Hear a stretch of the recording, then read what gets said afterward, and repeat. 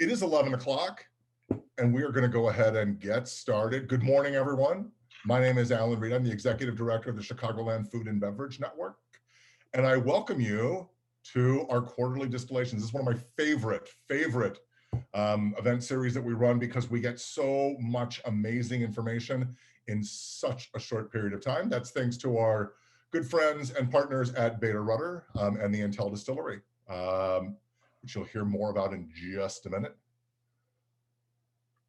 Well, that's me. We've heard all the good parts. So thanks for all of you being a part of these virtual events. We put on about 60 virtual events last year. We'll do about 30 something of them this year, and hopefully we'll be transitioning back to in-person events before the end of the year. We appreciate you following along with us and keeping this really amazing food and beverage industry of Chicago just sort of connected and networked together. We love being a part of it and love that you let us do that for you. For those of you who aren't as familiar with the Chicagoland Food and Beverage Network, we are a mission-driven industry organization. We bring together the incredible power of the food and beverage industry in Chicago. That is 4,500 companies and almost 150,000 people working in it to do important stuff like grow the industry, drive innovation, grow the local economy, and create jobs. These are important every single day, but especially important in the midst of and in the aftermath of things like global pandemics. If you're interested in membership, please reach out to any of us or click on the exciting link listed below, and we'll be happy to send follow-up information. We're always welcoming new members, and in fact, the membership floodgates are open. We've had several new members just in the past couple of weeks. So hop aboard and get on the train. It's speeding. Next slide, please. Oh, and we couldn't do what we do without our 125 corporate members, the cornerstone, the industry premium members, the other industry members, the even more industry members, and I think we have even more. There we go, and a few more. Oh, and industry partners. And certainly our funding partners as well. We can't do what we do without the support of all of you, and truly, truly appreciate it. We also have a sister organization called Bigger Table. Bigger Table brings together that same great Chicagoland food and beverage industry to address specific issues facing our local communities, food insecurity, unemployment, and inclusive economic development. We have been very, very busy this past year. We have delivered 1.5 million servings of we are on track to deliver 1.5 million healthy servings of food to food banks around Chicagoland. This year in 2021, we are doing a huge effort around food manufacturing and workforce training to prepare people for jobs in this incredible industry. And we continue to grow the incredible food and beverage industry here in the Chicagoland area. We welcome you to donate today to support area food banks and help us produce our next set of products at the link even right there. We love to start the conversation here and continue it into social media. Here's all of our incredible social links. We'd love to see you there, and we'll continue the conversation we start here or there. For those of you who are on LinkedIn Live, you can bring your comments just right into the chat box, and we'll bring them here into the room, and we'll attempt to answer them as we go. For those of you who are here in the Zoom room, please take a look at your chat feature or the Q&A feature, and feel free to ask questions there. You don't have to hold on at all, just ask them, and then we'll make sure we navigate back and get all those questions answered and all that kind of good interaction happening. Terrific. And with that, I am going to turn it over to, it's such a great group today, but I'm turning it over to Nick Presnowski. And with that, Nick, take it away. Hey, thanks, and good morning, everyone. Great to be here. Great to have Pete and Rashid here from CHOMPS, who will walk you through some of their stuff a little later in the program. Just to give you a quick overview, I, from the Intel Distillery at Rutter, will go over some macro developments in food production that we've seen over the past few months, and then my two colleagues Kyle and Cece will drill a little bit deeper into some of the issues, and then Pete and Rashid will take over and fill you in on what's happening at CHOMPS. So I am going to attempt to share a screen here with a few pictures to go over some of this more macro stuff. So just to fill everyone in and catch everyone up, the stuff that Intel Distillery does is we like to interpret what's happening in food, beverage, and in agriculture through the voices of the 1,500 most influential individuals. So we're just kind of rehashing what's happened through those voices and giving a little bit of interpretation. So here, our spring report came out recently, and there's been some interesting developments in the most influential conversations. And I like to say that you know, the pandemic still has its fingerprints all over some of these top conversations. This chart here, for the data nerds out there, is technically called a bump chart for the data visualization people. We like it because it allows us to showcase trends over time.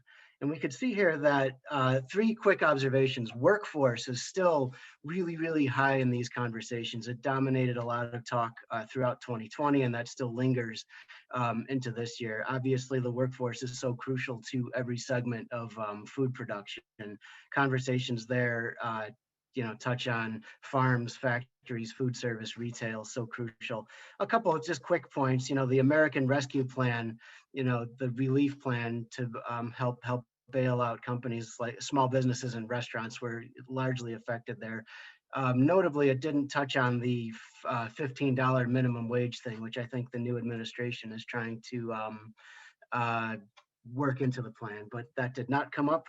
Another thing, the U.S. House is investigating how OSHA handled meatpacking. Just a couple anecdotes contributing to how workforce was number one.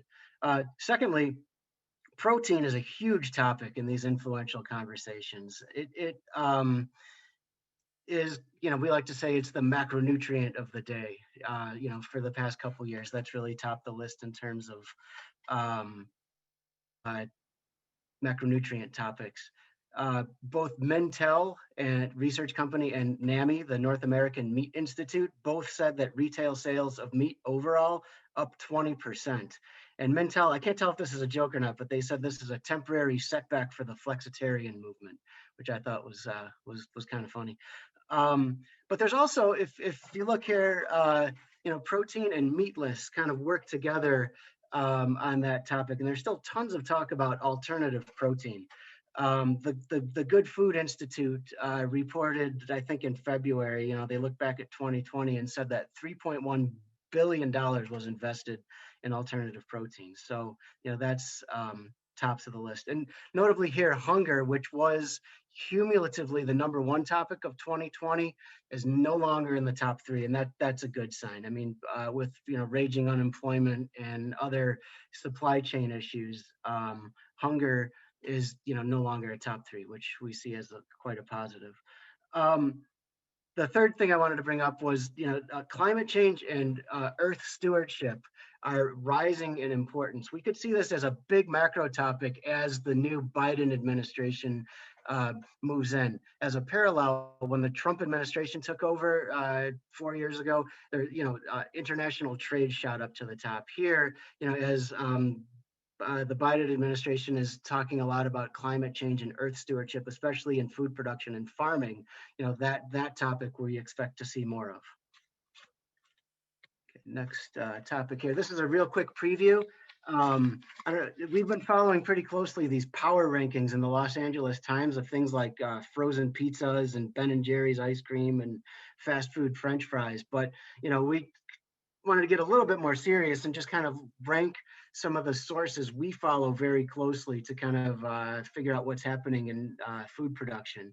So we looked at our 30 or so top sources of content based on, and ranking them, not really ranking them, but sorting them on this axis here based on, you know, whether they lean toward reporting or commentary on the y-axis, and then whether they cover niche food production versus conventional food production. So we're not going to go over all of these, just it's a little sneak preview of something that's hitting our subscriber mailboxes tomorrow. If you're interested, please do subscribe. We'll pop a link in the chat at some point, but these are the kinds of things that interest us.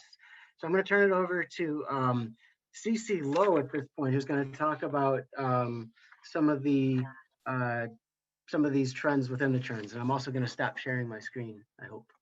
Thanks. Thanks, Nick. Hi, everyone. My name's Cece, and it's safe to say that the last few months have been action-packed, with the month of April alone rounding out some of our most covered topics. These are just a few of the stories that caught our attention, so be sure to check out our back issues of Friday by Noon on the Intel Distillery website. So the pandemic continues to be at the center of most conversations surrounding the food and beverage industry. And one area that continues to gain traction is the delivery and online grocery space. The pandemic resulted in a direct catapult of online sales, and some retailers are preparing for this trend to stick around for the long haul. A consumer research company found that 73% of shoppers recently made online grocery purchases compared to only 17% just about 4 years ago. Various brands have started to get more involved in this space, with Albertsons announcing a comprehensive digital shopping partnership with Google, and even Meatpacker Tyson got in on delivery. They recently shared more about their direct-to-consumer strategy. Secondly, and something that we probably wouldn't have seen even a few years back, is the increase in coverage surrounding cannabis, especially from traditional media. The recent legalization of cannabis across 17 states has driven more legitimate conversation. Around April 20th, multiple outlets shared tips and recipes on different ways to cook, eat, and drink with cannabis. Our next topic is Ramadan. The Muslim holy month of Ramadan started on April 12th, and we noticed writers take a culinary approach to their coverage on the holiday. We saw highlights from sources such as Eater that shared how some restaurants have been preparing for the holiday, including a halal Mexican restaurant in Philadelphia. Earth Day was April 22nd, and it served as a perfect backdrop for corporations to announce their commitments to climate change and the environment. We saw PepsiCo's positive agriculture agenda embracing regenerative ag and sustainable sourcing, as well as additional commitments from Hershey and Nestle on emission reduction. We also heard from large agriculture companies like Corteva and Bayer speak about farmer incentives for sequestering carbon, while New Belgium Brewing sought to raise awareness by releasing their Fat Tire Torched Earth Ale made with ingredients that would be available in a climate-ravaged future. And finally, beef was a big deal last week, with news of Epicurious deciding to no longer publish recipes containing beef on its website amid ongoing discussions of environmental concerns about beef. And also, divisive American politics drove a great deal of conversation when some news outlets ran wild, making unfounded claims that Biden's climate policy will limit beef consumption. Consumer social media gravitated more heavily to the Epicurious story, and if you'd like, you can read more about it on our most recent newsletter. And with that, we'll pass it on to Kyle with a look at policy. Thanks, Cece. So since our last quarterly distillations, we've seen the Biden administration kick up its food-related policies.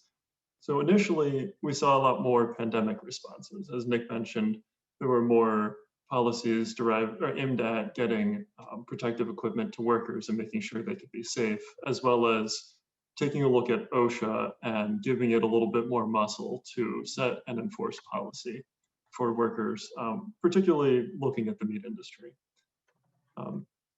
And additionally, we saw a lot of targeted hunger relief efforts going out as well from the government. So Biden signed several proclamations to increase funding for food stamps.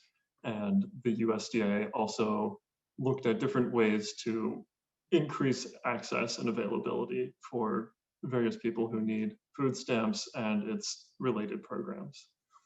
More recently, we saw the Biden administration reevaluate another program that had been put into place under the Trump administration, the Farmers to Families Food Box, which was designed to take excess food from farms and distribute it to people in need. However, the program met with a lot of pushback just by creating another program that already did what a lot of other government programs do. So the Biden administration opted to shift those funds in other places to accomplish similar tasks. Separately, we saw the Biden administration shift more to the climate change once it had taken that initial approach. And with climate change, the main facets we've seen the focus on for policy have been with infrastructure, and specifically like transportation, getting trucks across the country, and promoting a little bit more of the like electric trucking and such. However, we haven't seen too much in terms of like concrete policy yet, more just suggestions on that front and recommendations. Where we have seen a little bit more progress has been with the farm side. So farmers are generally seen as, by this administration at least, are seen as a great candidate for people to help decrease the net carbon emissions of the nation. So the Department of Agriculture has been working to establish some form of carbon market for farmers who implement certain practices to be compensated for that. And Congress has recently put in a couple bills to actually give them funds to make this happen. So we expect to see the government rewarding farmers for being better stewards of the earth and hence reducing climate emission or carbon emissions and helping climate. Some other policies that haven't gotten quite as much attention have been on the front of international trade, which, as Nick mentioned, was a big deal under the Trump administration.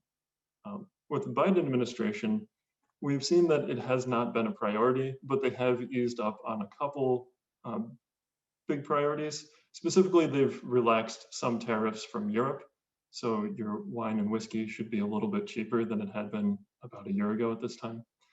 And we've also seen that food safety has not taken a huge priority as well. So at the moment, the FDA and the Department of Agriculture do not have leaders in their primary food safety positions. And this is the sort of thing that people we track like to make a big deal about. Particularly Food Safety News would be a publication that runs an editorial about this about once a month. We've also seen that sesame has recently been labeled an allergen. That'll be the 9th major allergen. And it's been known for some time to be a major allergen, but not officially designated as such. So that will now have to appear on all food packages as a listed allergen. And finally, we've also seen that, I believe yesterday, applications opened for the Restaurant Revitalization Fund. So funds will start rolling out for smaller restaurants and restaurants that actually started during the pandemic to receive relief in comparison to what they would have potentially received as more income during the pandemic. So with that, I believe that concludes the policy roundup. Awesome. Thanks, Kyle. Cece, good job. I think we're going to now talk to Pete and Rashid, the co-founders of CHOMPS. And I think we're going to just write. We have a question or two in the chat already. I have some that we pre-prepared. I'm going to give these guys a chance to give a quick introduction about their company, how they got started, and please keep the questions rolling in, and we'll try our best to mix them in with the regularly scheduled questions. So if you all want to take over, just let us know a little bit about the brand, a little bit about the company, and what you're working on now. For sure. So I'm Pete Maldonado. I'm the CEO and co-founder at CHOMPS. I've been with the company since we founded it in 2012. I handle anything sales and marketing related, and I try to stay out of Rashid's way, and he's handling everything finance and ops related. I'll let him intro himself before we get into backstory and all that.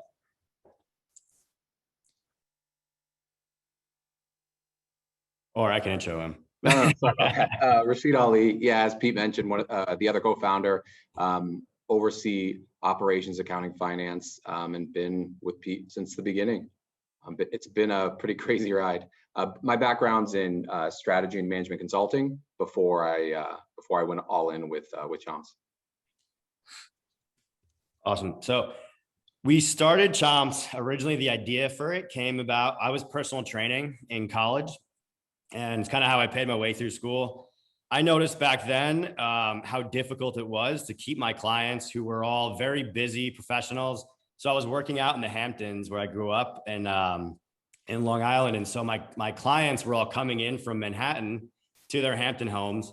And then they would go back home into Manhattan during the week, and I wouldn't see them for the rest of the week. And they would just fall off of the diet plans that I spent so much time trying to put together for them. And, back, at the time, there really weren't as many options as there are now. This is a good 20 years ago now. Jesus, I'm old. But yeah, so but anyway, so the wheel started turning. I was like, what can I create? Is there a product that I can create to make their lives easier? My first business was a frozen food business. Fell flat on my face with that one, but I learned a ton. It allowed me to use all those things that I learned to start CHOMPS. So we kicked this brand off in 2012. It was a direct consumer brand initially. Then we spent the next 4 years just really building it out through e-commerce and building out a loyal following with our customer base and then with social media. And then finally in 2016, we got a call from our very first national retailer. It was Trader Joe's, and they wanted to put us in. So we launched with them in August of 2016. We spent that next year, basically after that, just making sure that we could be the absolute best possible Trader Joe's vendor that we could be. And we didn't try to go land other doors and land other retailers. And we just kind of just stayed put and focused on the account that we had and want to do the best there. We've kind of kept that mentality since. And since then, we've launched in all different channels, different accounts. But we keep that same mentality where we want to go deep. And we want to make sure that we're successful in the accounts that we have before we try to go expand distribution.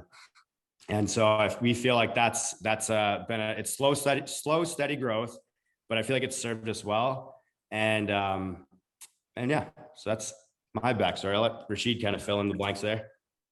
Yeah, no, Pete, I think you did a good job. I think at the end of the day, the company has evolved over time, and we've gotten faced with several different challenges. I think last year was probably one of the biggest that we faced. We definitely weren't immune to it, but we can go into that in a bit more detail in a bit. I'd be real curious. Could you back up a little bit and tell us about the product itself? How it came about, and what makes it different, and how it's sourced. Yeah, I forgot that not everyone knows about CHOMPS already. So yeah, so CHOMPS, yeah, we're it's a meat snack brand, and all we do is sticks. So we're doing meat sticks. So we do beef, we do venison, and we do turkey. And we're not in jerky. We're not doing bars or any of the other formats. So we kind of stay laser focused in the format that we have. When we launched this, some of the initial things that we wanted to make sure we could accomplish was taking those, the conventional brands that everyone's familiar with that I used to eat way too many of growing up, not gonna lie. And we want to take any bad stuff out and replace it with good stuff. I mean, it was very basic, right? And so that meant using grass-fed and grass-finished beef, free-range, antibiotic-free turkey. We wanted to eliminate any sugar completely from the product, which we found out once we dove into this, that's a very difficult thing to do. And I get into more detail on that. But then the other thing was really eliminating any artificial preservatives. So once we were able to accomplish all those things, we went to market, and yeah, so that's the product now. Great. Talk a little bit about sourcing the ingredients, the proteins and the other stuff that goes into the bars, and how that's important, and how it's different. Yep. Absolutely. So it's one of our bigger differentiators, and I feel like it's and it's been something that we've been doing since day one. Our protein sourcing is everything. It's the backbone of our business. There's three main pillars that we really think about when it comes to sourcing. So the first one's going to be nutrition. So we want to make sure we're putting out a nutritious product. The second is environment. And then the third is animal welfare. So I could talk about, when we're sourcing, so we're doing grass-fed, grass-finished beef. That's going to accomplish all three of those things, okay? Because animals should not be, and cattle especially, should not be raised in a feedlot. And there's these big CAFO systems out there.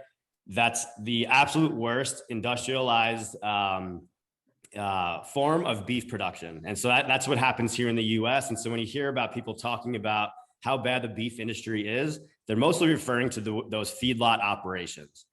The environment, so when we think about rotational grazing and regenerative agriculture, these are all things that we're thinking about and our producers are thinking about. And so Rashid and I have actually been out to the farms in Tasmania and Southern Australia, walking the farms, sitting down, eating dinner with the farmers that are actually producing the meat that we use. It's something that we love. We were able to sit down and actually hear how these farmers have actually inherited their farms. They've been passed down from generation to generation, and how passionate they are about what they do. One of the interesting things that we got at dinner with one of our larger producers, he says, I'm a grass farmer. I'm not a cattle farmer. Cattle is a byproduct. He says, the grass needs the cattle as much as the cattle needs the grass. So that for us was one of the more eye-opening things. And it answers a lot of questions when you start thinking about this whole, you mentioned before, the whole plant-based movement, the meatless movement. These are all things that we're already thinking about internally here. Quite honestly, I feel like we are on the same team. And there's a lot that we can get into there, but again, those three pillars I feel like are aligned with the reasons why people are going plant-based right now.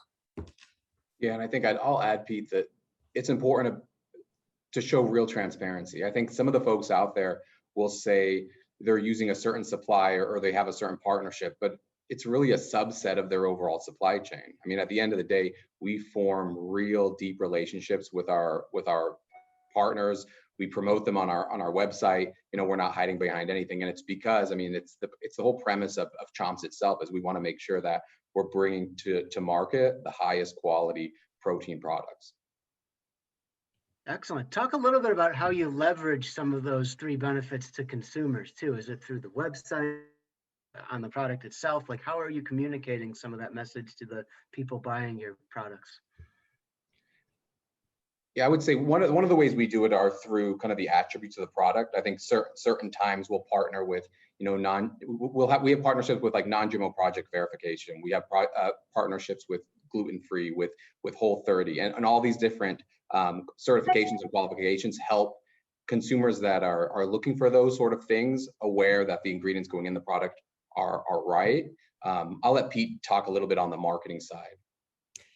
Yeah, so it's kind of funny actually, because we were sourcing the way that we sourced from the very beginning, but admittedly, I did a very bad job of that messaging and on the brand side. So us going out and meeting with our farmers and being able to get that, there's actually a video on our website. So if you go under Inside CHOMPS, and you could find, there's actually a video right on there, all about our sourcing. Actually, there's interviews with our farmers. But it's the things we've been investing so much, there's a lot, we can save a lot of money by sourcing differently.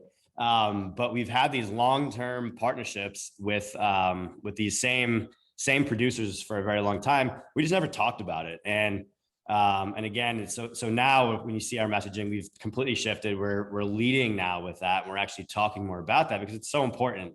And that education is so important. It's why we exist. And we missed the target, I think, a little bit on in the early years, especially here at CHOMPS. So, but yeah, you could find information on it again, like on our website, on our social media, really anywhere where we're putting out content, we're talking about it because it's super important. It's our brand,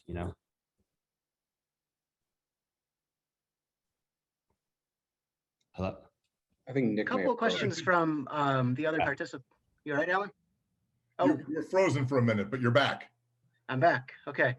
If I freeze, couple questions from the for the audience. A question and a comment. I'll just do the comment first. You can hear me, right? The comment, and is there's high quality protein grown here in the U.S. Many beef farmers would love to give you a tour, and let you know what they're doing in terms of animal welfare and sustainability. So I mean, I know there's this ongoing dialogue between all different types of we would absolutely love that. I mean, I'm not gonna lie, so we've been down, we've met with local producers, And one of the key things is actually scale. We have been unable to find a producer here in the US that actually has the steady volume of product that we need to fit our needs. We do have some secondary producers and secondary suppliers that we've identified that we could potentially use. But I'm not going to step on that. Rashid could probably talk more about this on the supply side. But it makes it very difficult because a lot of the producers here in the US that do that, they're on the smaller side and they just can't support that type of scale. Yeah, and I'd say it's about scale, but also some of which is surprising, some of the technology that the processing plants here in the US use a lot of it is like so our product, we use an 85 CL, so it's an 85 protein, 15 fat blend. And most of the facilities here in the US are doing a visual, right? So people are visually putting it into the bins. In Australia and New Zealand, they have actual X-ray and scaling equipment that's doing it automated and really dialing in. And our product is very sensitive. So if we don't hit our lean point, it can ruin the product. So that's the other challenge is we haven't found the scale, nor have we found the processing facility that can meet our requirements. But it's literally monthly we're having discussions and meeting with other suppliers, and there's a ton of really good options of high quality domestic product. And we're hoping at some point we can start exploring those and using them in our product. I would say our turkey is 100% all domestic. It's really a North American product, but we have a really good relationship on the turkey side. And then on the flip side, venison is coming from New Zealand, again, because there's not really significant venison supply outside of kind of your recreational hunting. Excellent. If that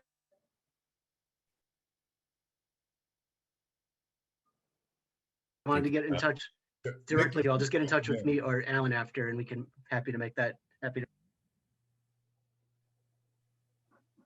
Nick, you're freezing a little bit, so you're blinking in and out. So let me step in and assist, and just to sort of keep everything sort of moving.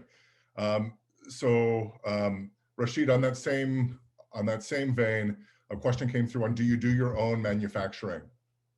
So I think we made a business decision to partner with a co-manufacturer or a co-packer early on. And the premise was CHOMPS is growing, at a minimum doubling every year. And if we were to invest in assets, right, how far ahead do we have to invest? And it's a kind of a business decision. Do we bear that overhead? But I would say the way we work with our co-manufacturer partner is a bit unique in that we are very hands-on. Early on, myself or someone from the team was on site for every production run. And as we scaled, we identified certain kind of quality gaps with the co-man model, and it really came down to packaging. So we invested in our own packaging line that's dedicated to CHOMPS and on site. So we continue to invest in the partnership. And I like to think that, it's almost like a vertical integration scenario, but we don't have to bear the overhead. Pete and I talk all the time how great it would be to eventually have our own facility. But I think the model we've come up with right now has actually worked out very well and has allowed us to really scale the business and do so profitably. Terrific. Thank you for that. And another great question, sort of related here, is any thoughts on or insight on utilizing biodynamic meat production? I'd also say kind of regenerative agriculture, or some of the new and different ways that are coming out. Or do you feel like your product already does that? Just would love your perspective on it. Are you referring like the lab made No. meat, or I'm sorry, what? Biodynamic is like kind of level up above organic. I would say what we're doing now, checks all the box when it comes to sustainability, regenerative farming. Pete can give more details on this as well, but like we're following best practices when it comes to that. And that's the reason we're sourcing protein from where we are. And then also the facilities themselves are taking steps to make sure that they are carbon neutral. Like one of the examples, Pete, do you remember I can't remember what the furnaces they were using, they weren't using. Yeah, it's pyrethrum. So it's a white flour. It's a ground cover flour. So they actually will grow this. Again, it's all ground cover, so you'll find fields of this stuff across Tasmania. They'll harvest it and they form these bricks, and they're using the bricks as a replacement for coal, and it burns completely clean, and it operates the entire meat processing plant that's there. And it's pretty interesting stuff. I mean, it's like a great renewable source of energy for them that are not using coal anymore. So that's one exciting thing. And it's something that we learned. We actually had no idea that they were even doing that stuff. But I'll be honest, like, Tasmania, Australia, these guys are kind of light years ahead of us when it comes to some of the regenerative agriculture, the renewable energy, all these different things that we're doing a bit here and we talk about, but these guys just do it. It's just ingrained in them. It's what they do. So I love kind of, seeing that type of stuff and learning about it. Terrific.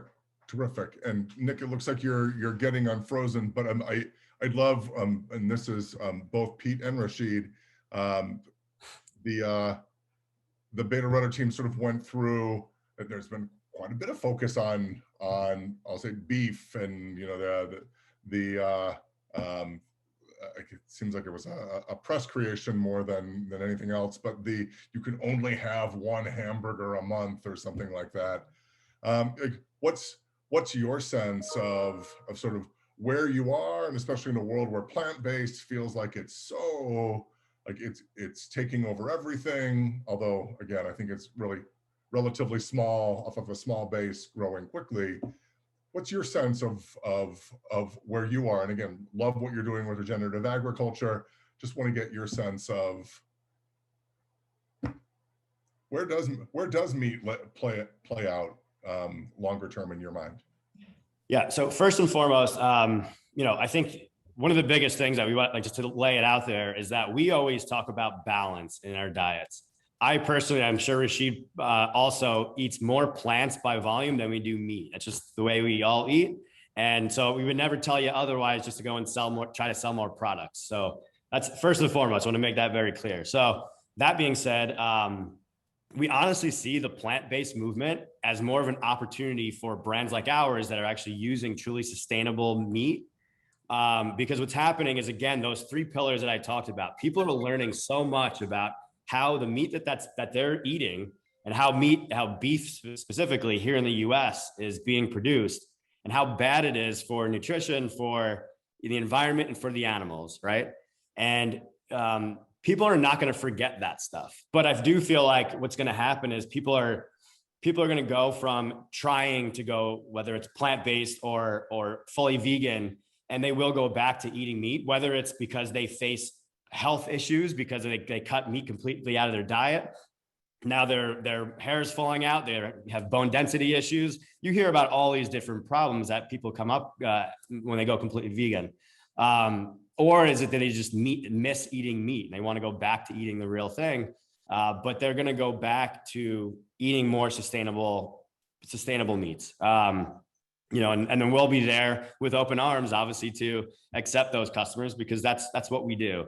But then one point I would actually make, and just to kind of confirm that whole hypothesis that we've had, that this plant-based movement is actually more of an opportunity for us than a risk.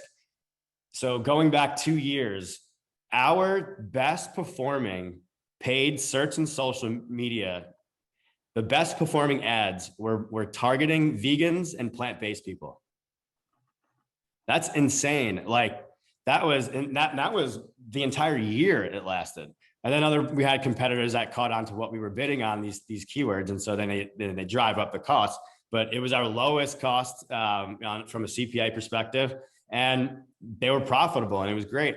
So again, I think that kind of just proved out that concept that people are interested in. They're interested in veganism. They're interested in plant-based, but there's a reason for it. And that doesn't mean that they're truly, going to permanently cut beef out of their diet. And so, yeah, I know, Nick, you mentioned that stat. It was like 20% up on beef. I think it's actually over 30. It was what I just was reading actually earlier this morning. I'll send you that article. But it's a 30% year-over-year increase in beef consumption. That's wild. mean, I think we covered most of the audience questions. I think we're officially, we keep the end of this relatively loose to make sure things get answered, but I think that was a, really good discussion. And if there's no more outstanding questions, I think we are going to just thank our guest from CHOMPS and wrap up. Well, thank you for having us. Appreciate this. Yeah. Thanks. It's been awesome. We appreciate it. And you've got to try their products, guys, because it's good stuff. Like, believe me, like once you've had it, you're not giving up meat anytime soon. It's great stuff.